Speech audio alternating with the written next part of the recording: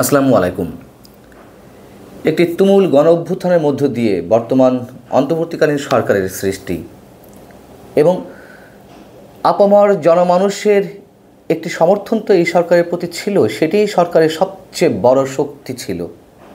আমরা মনে করি এখনও আছে, কিন্তু সরকার একের পর এক যে ধরনের সিদ্ধান্ত নিচ্ছে, ব্যাকফুটে যাচ্ছে, তাতে এই সরকারকে অনেকের কাছে এখন দুর্বল বলে মনে হচ্ছে। এবং এর মধ্যে কি আরও আগে থেকেই নানান ধরনের প্রশ্ন উঠতে শুরু করেছে, সরকার কতদিন টিকবে এবং এই সরকার না টিকলে যে আমাদেরকে আরও বড় খেসারত দিতে হতে পারে সেটাও আমরা জানি। কিন্তু তাই বলে সরকার যা করছে তার সব কিছুকেই সমর্থন দিতে হবে এমন কোনো কথা নেই। আমরা ছোট্ট করে কয়েকটি উদাহরণ আমরা নিয়ে আসি যে কিভাবে সরকার একের পর এক নিজের সিদ্ধান্ত থেকে ব্যাকফুটে যাচ্ছে বিশেষ কোনো গোষ্ঠীর বিভিন্ন অনৈতিক দাবির পরিপ্রেক্ষিতে। যেমন ধরুন, brigadier Sakhawat Hossain, brigadier general অবসরপ্রাপ্ত সাখাওয়াত হোসেন এই সরকারের প্রথম দিকে স্বরাষ্ট্র উপদেষ্টা দায়িত্বে ছিলেন। তিনি সাংবাদিকদের কাছে একটি বিষয়ে কথা বলার সময় আওয়ামী লীগ সম্পর্কে মন্তব্য করে ফেললেন। আওয়ামী লীগের যারা ভালো ইমেজের ব্যক্তি রয়েছেন, নতুন নেতৃত্বের মাধ্যমে আওয়ামী লীগ গঠিত হতে পারে, এই কথা বলে তিনি কোনো অপরাধ করেছিলেন? নিশ্চয়ই না। তারপরও আওয়ামী লীগ শব্দটা তিনি কেন উচ্চারণ করলেন, কেন পুনর্গঠনের কথা বললেন? এই কারণে তার বিরুদ্ধে দাবি উঠল তাকে সরে যেতে হবে এবং তাকে সরিয়ে দেওয়া হলো। একেবারে সরকার থেকে নয়, তার মন্ত্রণালয় পরিবর্তন করা হলো। পাট বস্ত্র মন্ত্রণালয় বা নৌ মন্ত্রণালয়ের মতন কোনো অপেক্ষাকৃত দুর্বল মন্ত্রণালয়ে তাকে বসানো হলো। এইচএসসি পরীক্ষার্থীদের যে জঘন্য অন্যায্য একটি দাবি ছিল যে তাদেরকে অটো পাস করিয়ে দিতে হবে, সরকার যখন সিদ্ধান্ত নিল যে গণ অভ্যুত্থানের মধ্যে যে পরীক্ষাগুলো অনুষ্ঠিত হতে পারেনি তার জন্য শিক্ষার্থীদের অনেক ক্ষতি হয়ে গেছে, একটু শর্ট সিলেবাসে বা বাকি পরীক্ষাগুলো নেওয়ার যখন প্রস্তুতির কথা জানালো, তখন এইচএসসি পরীক্ষার্থীরা তারা বিপ্লব শুরু করে দিল এবং তখন শিক্ষার্থীদের অনৈতিক চরম দাবির মুখে সরকার বাধ্য হলো মেনে নিতে যে তাদেরকে অটো পাস করিয়ে দেওয়া হবে। মাসুর রিয়াজ সিকিউরিটি এক্সচেঞ্জ কমিশনের সভাপতি হিসেবে তার নাম ঘোষণা করা হলো। তার বিরুদ্ধেও একটা দাবি উঠল কি, যে তিনি পতিত স্বৈরাচারী সরকারের কাছ থেকে সুবিধাভোগী। কীভাবে সুবিধাভোগী, কি এই ধরনের নানান প্রশ্ন উঠল। তাকে সরিয়ে দেওয়া হলো। কীভাবে সরিয়ে দেওয়া হলো?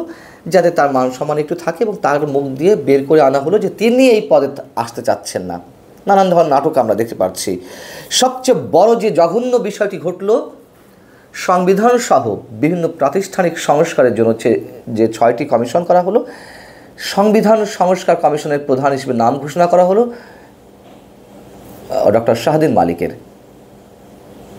ডক্টর শাহদিন মালিককে সেই পদে বসতে দেওয়া হলো না, অথবা তিনি সেই পদে আসতে রাজি হলেন না। কেন?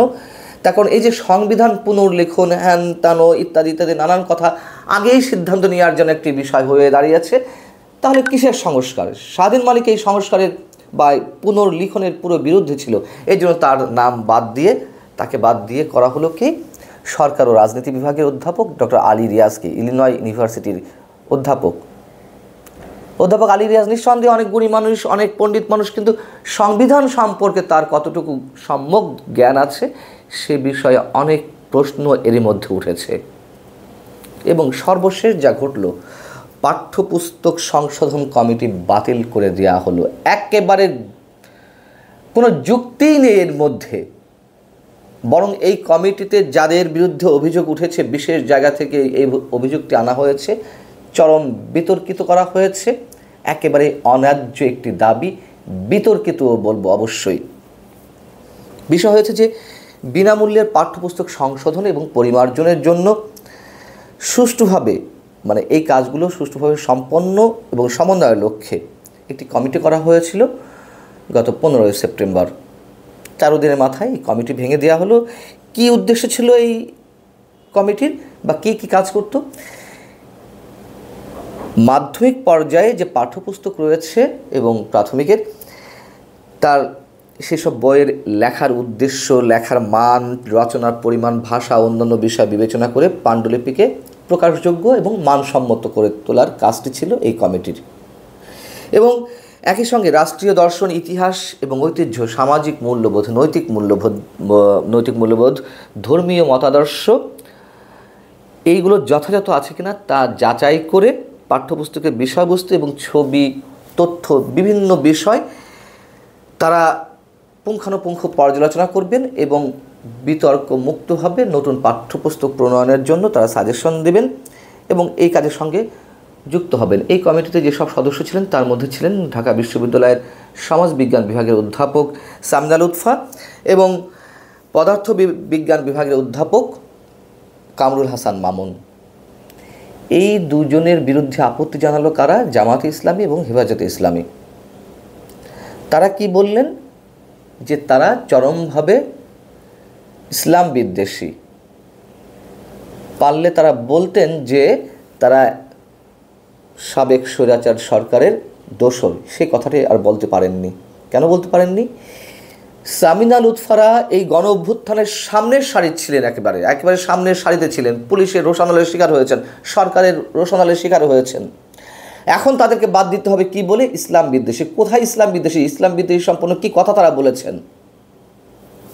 এর একটু দাবির মুখে একেবারে নতজানু হয়ে সরকারকে আমরা কমিটি বাতিল করতে দেখলাম। কথা হচ্ছে যে ইসলামী, বিশেষভাবে ইসলামী কোনো কিছু পড়াতে হলে বা পাঠ্যপুস্তকে অন্তর্ভুক্ত করার জন্য আলাদা একটি বোর্ড তো রয়েছে যারা কওমি মাদ্রাসায় পড়াশোনা করেন।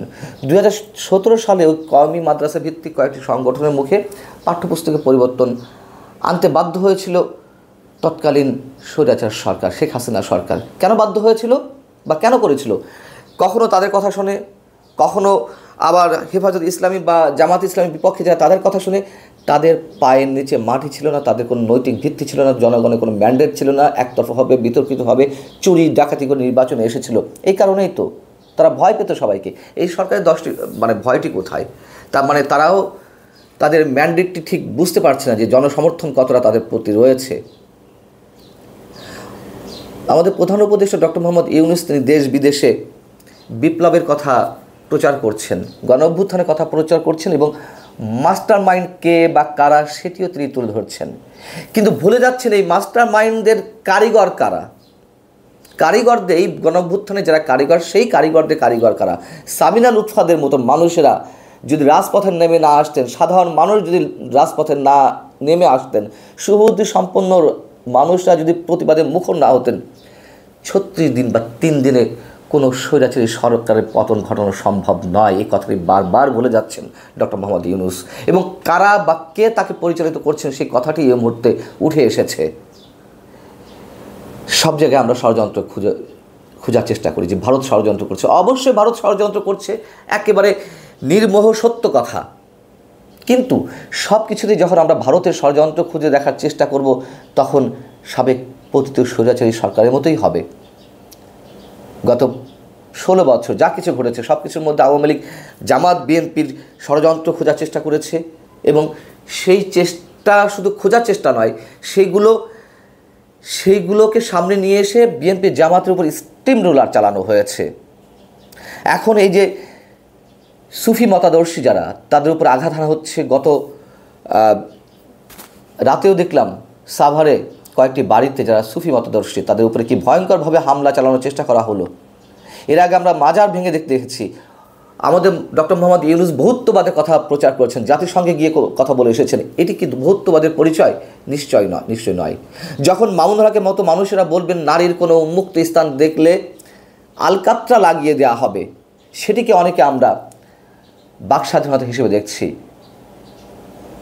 এইগুলোকেও বাক স্বাধীনতা হিসেবে দেখব যে হামলা চালানো হচ্ছে, নাকি ভারতের ষড়যন্ত্র হিসেবে দেখব? এবং আওয়ামী লীগ সরকার সব কিছুতে যেমন ষড়যন্ত্র খুঁজে পাওয়ার চেষ্টা করেছে বিরোধী দলের পক্ষ থেকে, এবারও যদি সব কিছুতেই ষড়যন্ত্র খুঁজে দেখার চেষ্টা করা হয়, আমরা জানি না এই সরকারের কপালে কী আছে। এবং 71-এর চেতনা নিয়ে যারা ব্যবসা করেছেন তাদের কি অবস্থা হয়েছে আমরা দেখেছি। এখন 24-এর চেতনা নিয়ে যারা ব্যবসা করবেন তাদের অবস্থা দেখার অপেক্ষায় আমরা রয়েছি। সব কিছু মিলে দেখাদেখির পালা শেষে এই দেশটাকেই তো পে করতে হচ্ছে, খেসারত দিতে হচ্ছে। আল্লাহ হাফিজ, ভালো থাকুন সবাই।